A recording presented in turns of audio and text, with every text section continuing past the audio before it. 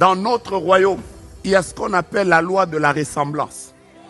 Déjà notre roi lui-même, la Bible l'appelle l'image du Dieu invisible.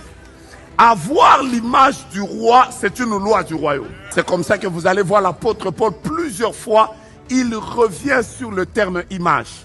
Il dit par exemple dans 2 Corinthiens chapitre 3 verset 18, il dit nous tous qui, le visage découvert, contemplons comme dans un miroir la gloire de l'Éternel. Nous sommes transformés en la même image que lui, de gloire en gloire comme par le Seigneur l'Esprit.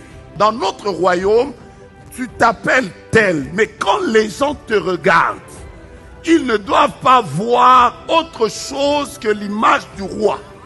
Car ceux qu'il a connus d'avance, il les a aussi prédestinés. Il les a prédestinés à quoi? À être semblables à l'image de son Fils. Bien-aimé, la Bible déclare que nous serons comme il est. Ne viens pas nous dire, moi je suis toujours comme ça. Moi on me connaît. Moi depuis longtemps, je suis impulsif, colérique. Je réponds toujours non. On n'a pas besoin de toi. Nous dans notre royaume, on veut voir l'image du roi.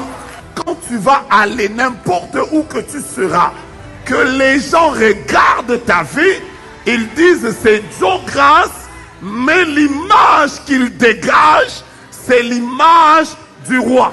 Quel que soit ce que tu deviendras dans la vie, quel que soit ce que Dieu fera dans ta vie, que tu deviennes grand, que tu deviennes puissant, dans le royaume, tu auras des problèmes avec le maître si quand lui-même te regarde, il ne voit pas l'image de son fils. Il veut voir son image, c'est tout ce qu'il veut.